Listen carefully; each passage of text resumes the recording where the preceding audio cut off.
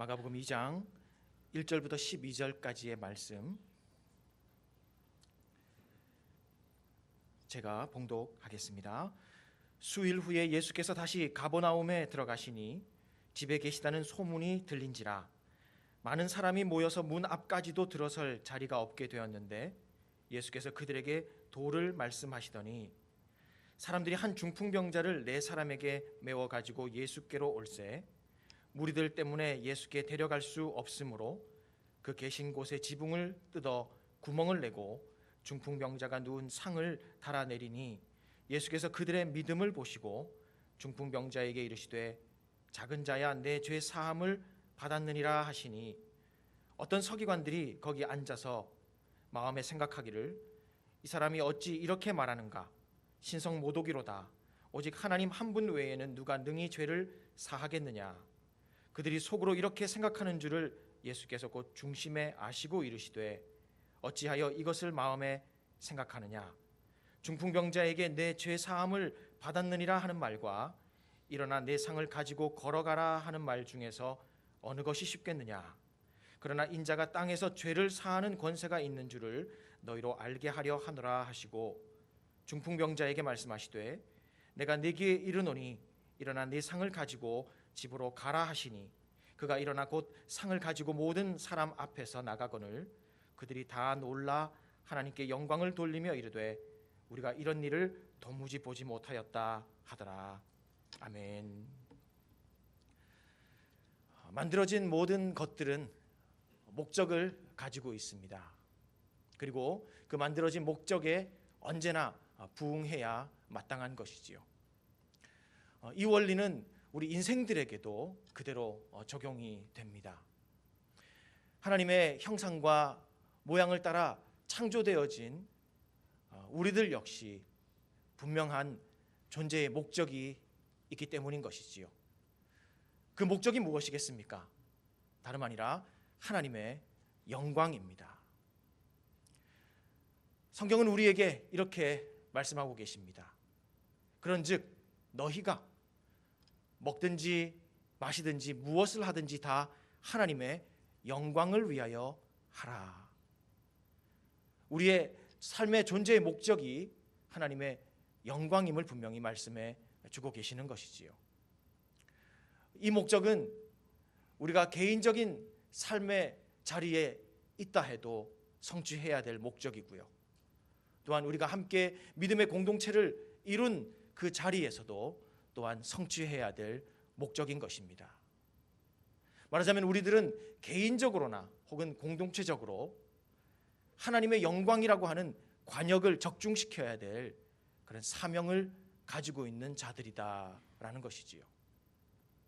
바로 이런 의미에서 오늘 우리에게 열어주신 이 본문은 우리 모두에게 큰 교훈을 준다고 생각을 합니다. 특별히 공동체적인 관점에서 의미심장한 교훈을 우리가 받을 수 있는 본문이다라는 것이지요.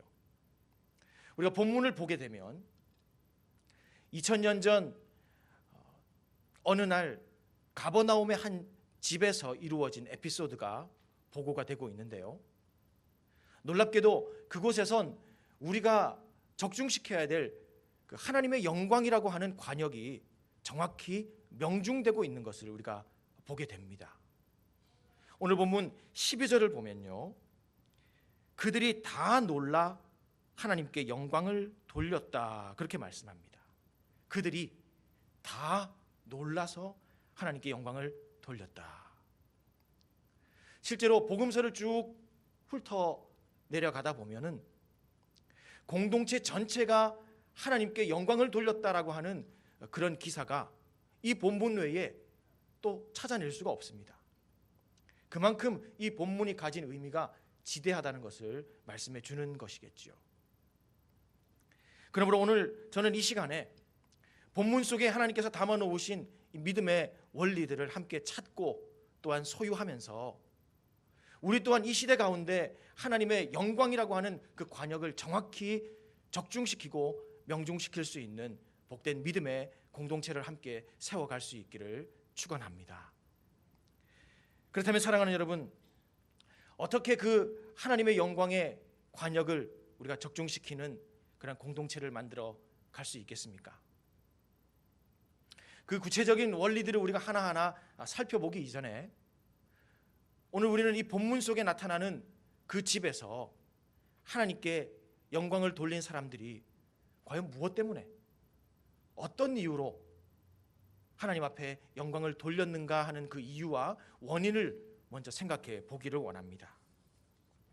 본문을 기록하고 있는 마가는요, 2000년 전 가버나움에 있었던 그 집에서 사람들이 모두 다 하나님 앞에 영광을 돌릴 때에 그들이 했던 말을 귀담아 듣고 우리에게 전달하고 있습니다.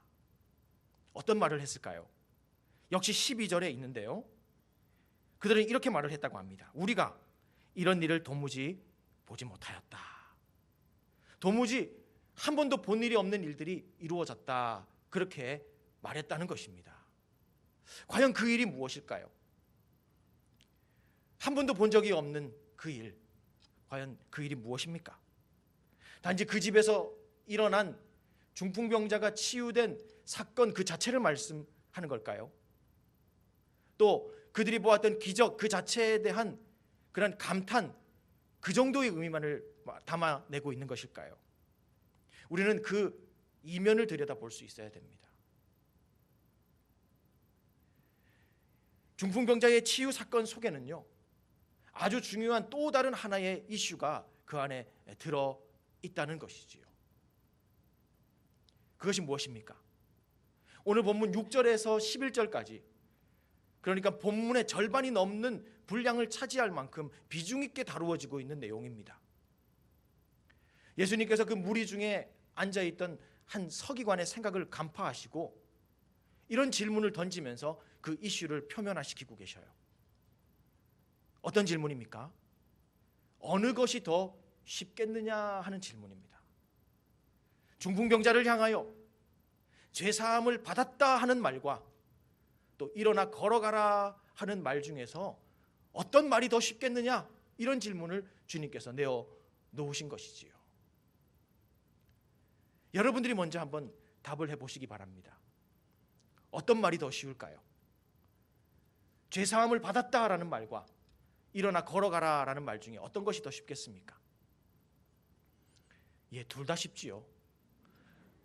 말이야 쉽지 않겠습니까? 입이 있다면 말할 수 있는 것이지요. 그런데 중요한 것은요, 바로 그 말에 대한 결과와 책임입니다. 여러분, 지금 모든 이들의 귀추가 주목되어 있는 이 상황에서 사람들의 눈앞에 예수님께서 내 죄 사함을 받았다 말씀하셨을 때 그 죄 사함의 여부를 어떻게 확인하겠습니까? 어떻게 검증하겠어요? 여기에 책임을 어떻게 물을 수가 있겠습니까?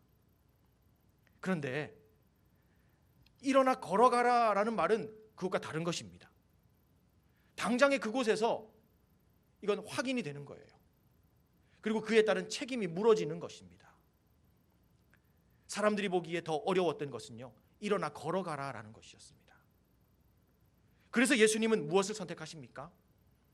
이 중풍병자의 육체적인 치유를 명하시면서 그 안에 그들이 보다 쉽게 여겼던 그 죄사함이라고 하는 사건도 그 내면 안에 이루어졌음을 지금 분명한 증거로 보여주고 계신 것이지요.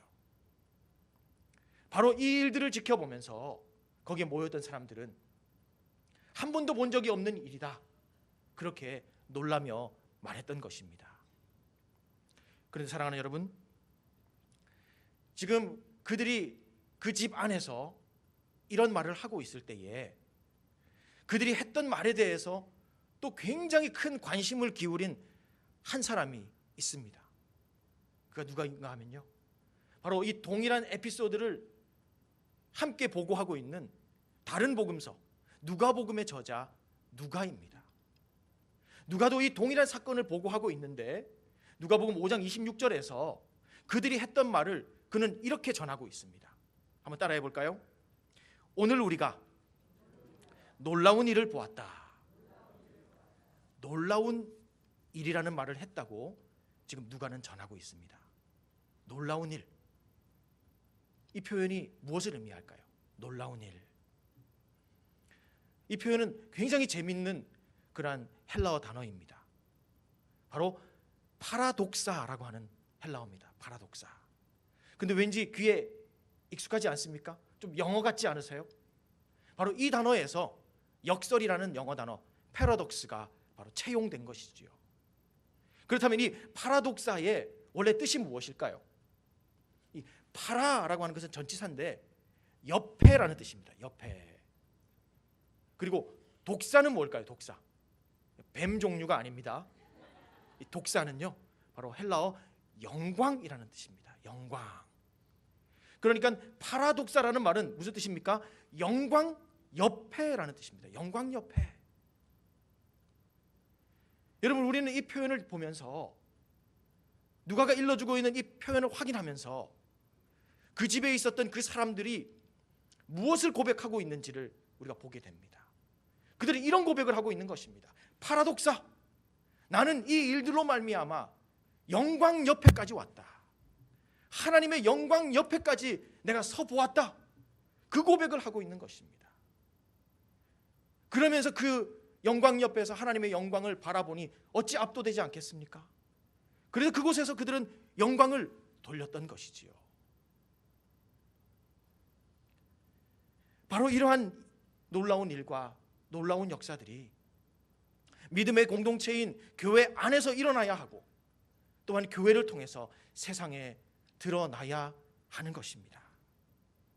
교회를 통해서 땅에서는 도무지 볼 수 없었던 새 하늘의 질서가 드러나고, 교회를 통해서 땅에서 볼 수 없었던 새 역사가 나타나는 것을 통해서 그것을 지켜보는 세상과 사람들이 파라독사, 내가 하나님의 영광 바로 옆에까지 이끌려 왔다라고 고백하며 영광을 돌리는 일들이 일어나야 한다는 것입니다. 저는 오늘 이 시간에 우리 뉴라이프 공동체 안에서 땅에서 볼 수 없는 그 하늘의 무궁한 일들이 우리의 예배와 우리의 교제와 우리의 훈련과 우리의 사역과 우리의 선교를 통해서 이 땅 가운데 드러남으로 말미암아 그것을 목도하는 자들이 이 일로 말미암아 내가 하나님의 영광 옆에까지 왔다, 그 영광에 압도되어 함께 영광을 돌릴 수 있는 그런 믿음의 공동체 될 수 있기를 축원합니다. 그렇다면 여러분, 이제 마가가 기록하고 있는 이 본문으로 다시 돌아와서 어떻게 하면 그러한 놀라운 일들이 이루어질 수 있는지를 함께 생각해 보고자 합니다.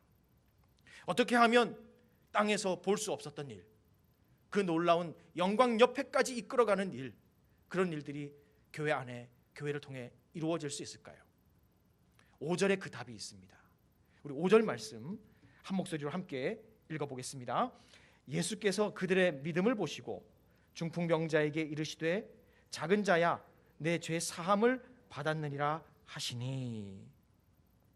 여러분, 지금 예수 그리스도께서 이 땅에서 볼 수 없었던 그 일, 하늘에서 뚝 떨어진 그 놀라운 일, 바로 이 일을 이루신 이유와 원인이 무엇이라고 말씀하십니까? 그들의 믿음을 보시고 라고 말씀하십니다. 그들의 믿음 위에서 주님께서 이 놀라운 일들을 이루셨다는 말씀이지요. 그렇다면 과연 우리 주님께서 믿음이라고 하신 일들이 무엇일까요? 무엇이 믿음의 일들일까요? 우리 믿음의 공동체 안에 가져야 될 그 믿음의 덕목이 무엇일까요? 한 3가지 정도의 원리를 우리는 발견할 수 있습니다. 먼저 첫 번째로, 영광의 관역을 적중시키는 믿음의 공동체가 되기 위해서는요, 집중해야 할 한 가지가 있습니다. 무엇을 집중해야 될까요? 오늘 이 본문의 배경을 보면 예수 그리스도께서 가버나움의 한 집에 계신다는 소문이 퍼지자 수많은 사람들이 그 집에 몰려오게 됩니다.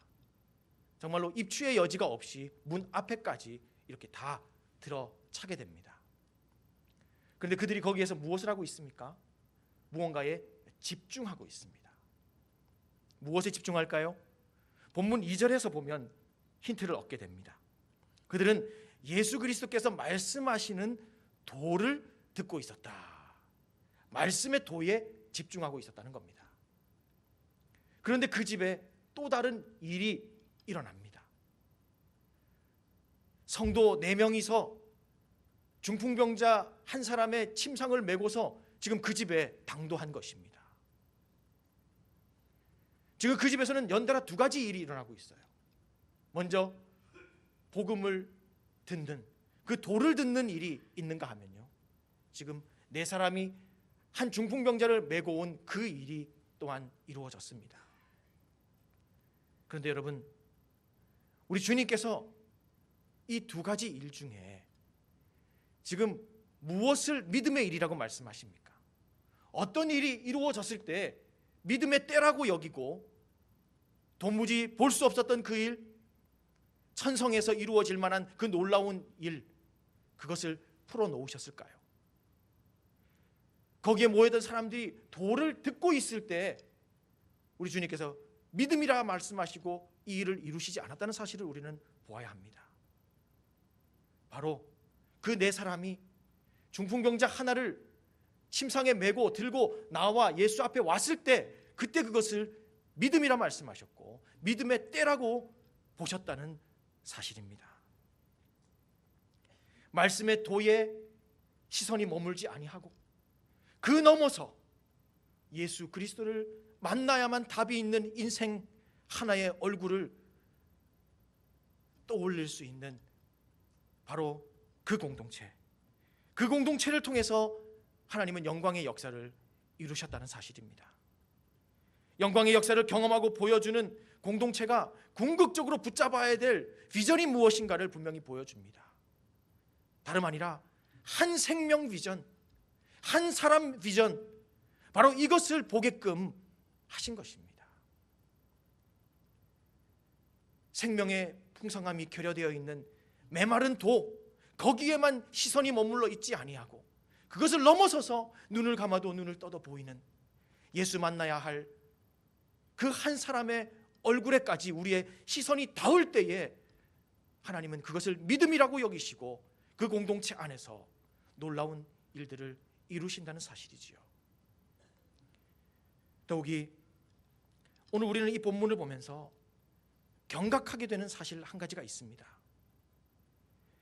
때로는 말씀의 도에만 집중하고 있는 사람들 때문에 예수 그리스도께 나가는 길이 막힌다 하는 사실을 오늘 말씀 속에 적고 있습니다.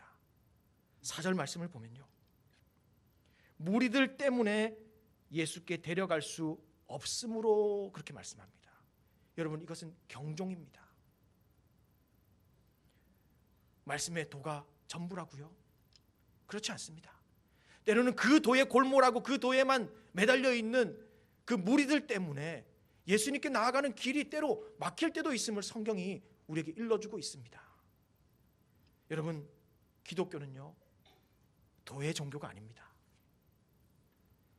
한 생명이 구원받고 한 생명이 풍성히 부흥하는 사건이 끊임없이 일어나는, 발생하는 그때에 우리는 그것을 일컬어 기독교 신앙이라 말할 수 있다는 것입니다. 그렇다면 사랑하는 여러분, 우리들은 어떻습니까? 또 우리 공동체는 어떨까요? 우리의 시선은 지금 어디까지 다 있습니까?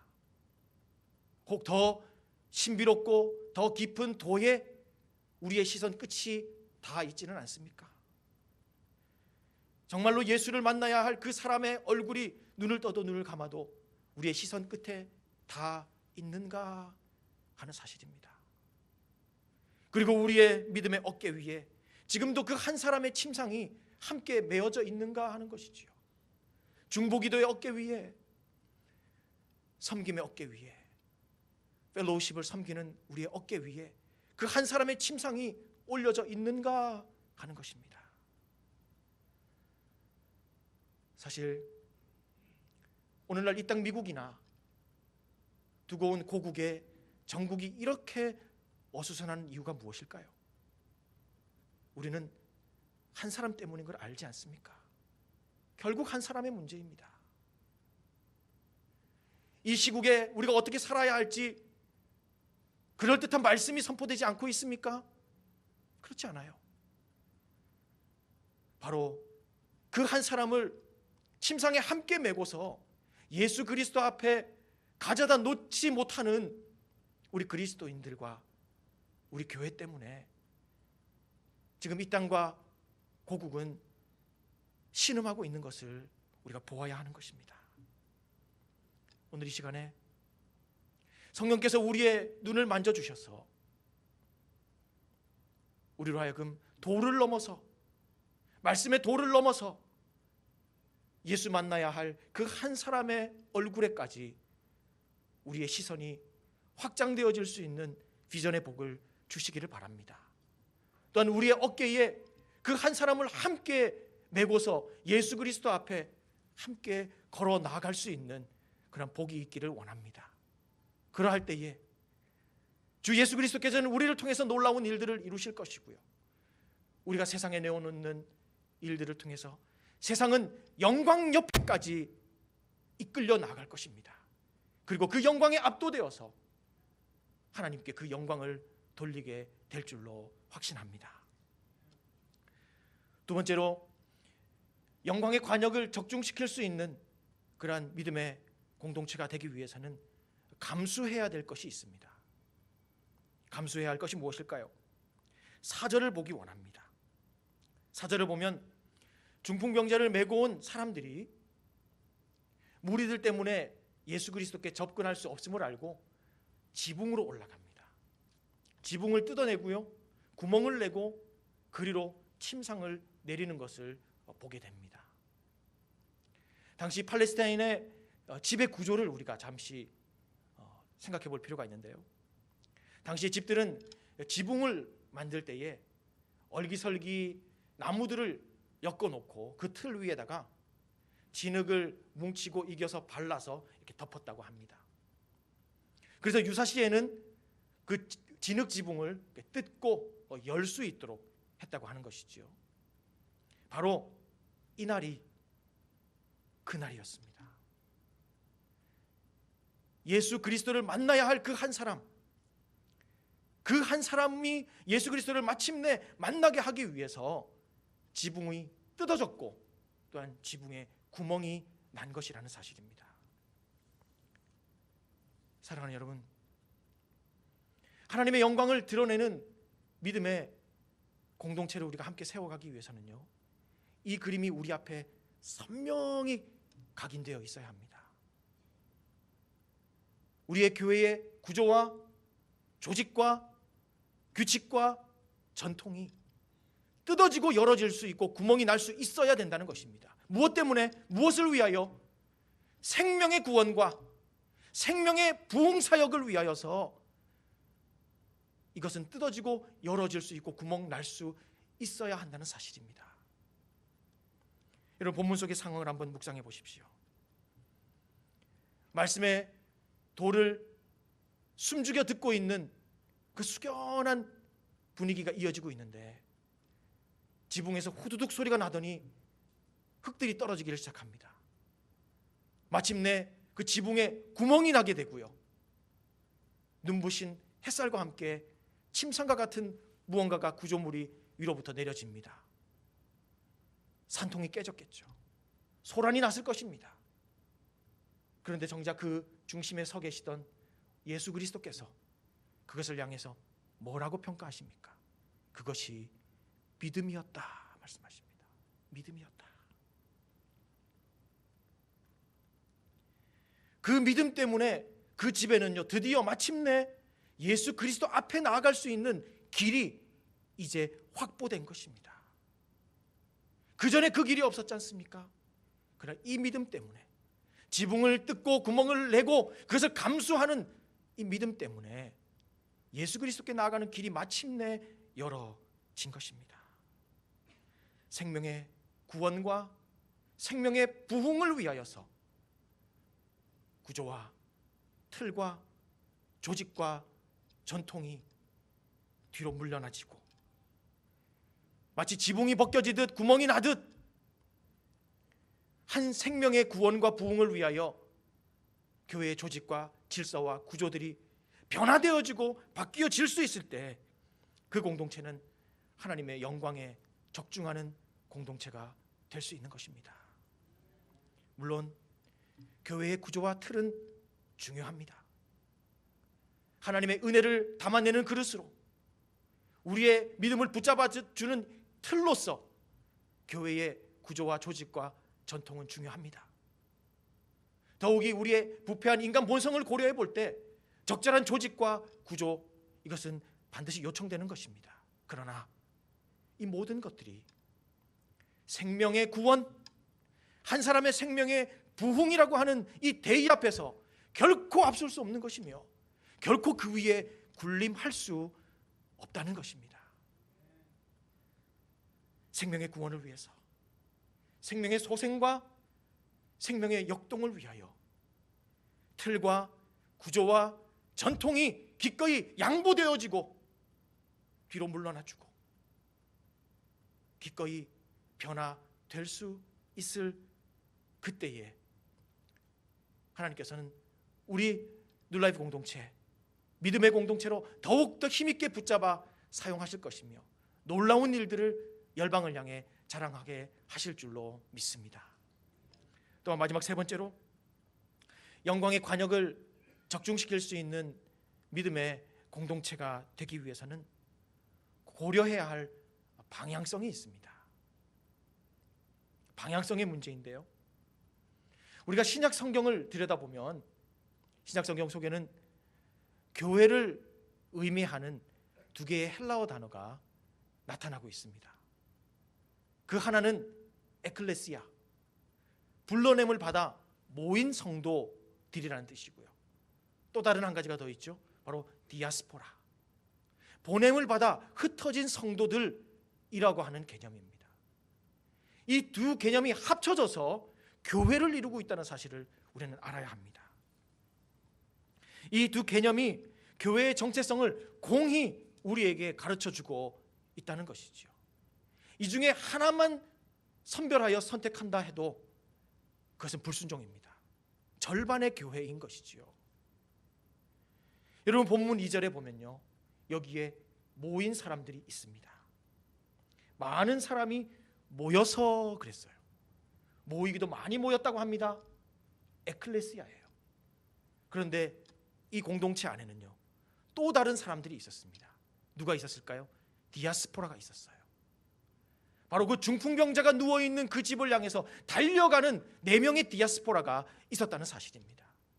우리 주님께서는 그렇게 달려가는 이 4명의 디아스포라 때문에 그것을 믿음이라고 말씀하시고 그들의 믿음 위에서 이 놀라운 역사들을 이루어 내셨다라는 사실입니다. 잘 모일 뿐만 아니라 잘 흩어지는 공동체가 될 때 하나님은 그 공동체를 들어서 하나님의 영광의 관역에 적중시키는 공동체로 삼으신다는 사실입니다. 그렇다면 여러분, 이 시대 교회를 우리가 한번 돌아볼 수 있기를 원합니다. 120년 역사에 두고 온 고국교회의 역사, 또 100여 년 역사의 이민 한인교회의 역사, 이 역사를 우리가 돌아볼 때에 과연 우리 주님께서 우리에게 명하신 이 에클레시아의 소명과 이 디아스포라의 소명, 균형 있게 우리가 순종해 왔는가 하는 것입니다. 주일에 대한 법도는 많이 외칩니다. 교회에 와서 어떻게 살아야 하며 어떻게 섬겨야 하며 어떻게 봉사해야 되는지에 대한 도리들은 많이 우리가 강조합니다. 그러나 교회 문을 나설 때 당장 월요일부터 토요일까지 나의 더 치열한 삶의 현장에서 무엇을 붙잡고 살아가야 하는가를 외쳐오지 않은 경향성이 너무나 컸다라는 사실이지요. 그렇기 때문에 오늘 우리 그리스도인들이 저 세상을 향하여 영향력을 발휘할 수가 없는 것입니다. 디아스포라로서 하나님 앞에 영광을 돌릴 수 있는 그런 복된 삶을 우리가 온전히 배우고 훈련받지를 못했다라는 것이지요. 모이기만 잘하는 교회가 아니라 세상에 잘 흩어져서 그곳에서 믿음의 순종을 감당하는 교회가 될 때에 하나님 그 교회를 들어서 하나님의 영광의 관역에 적중시키는 공동체를 삼으시는 것입니다. 여러분, 복음서를 보아도요, 예수께서 그의 제자 공동체를 다루실 때에 두 가지 방향성을 함께 붙잡으셨다는 것을 우리는 반드시 기억해야 합니다. 예수 그리스도께서는 제자들을 향해서 오라라고도 부르셨어요.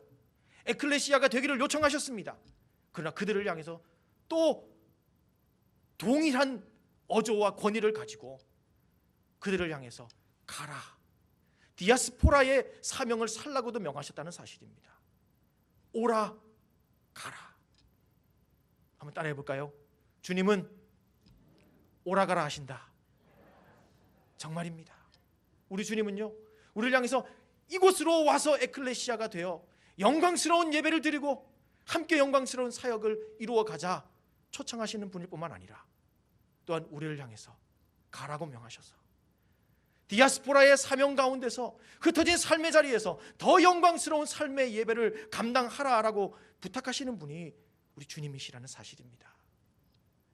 저는 오늘 이 시간에 우리 뉴라이프 공동체가 우리 주님의 오라는 명령에도 신실히 순종하여 함께 모여 이처럼 영광스러운 예배를 드리고 귀한 훈련들을 감당하며 또한 놀라운 사역들을 열어 나아갈 뿐만 아니라 우리 주님께서 우리를 향해 가라 하신 명령 앞에서 또한 디아스포라의 영성을 가지고 흩어진 삶의 자리, 사명의 자리에서 더욱더 신실하고 탁월히 하나님의 말씀 순종하면서 살아냄으로 말미암아 우리를 통해서 이루시는 그 놀라운 일들을 이 온 세상이 바라보며 영광 옆에까지 이끌려오고 마침내 그 영광에 압도되어 우리와 함께 하나님의 영광을 찬미하는 복된 공동체로 승리할 수 있기를 축원합니다.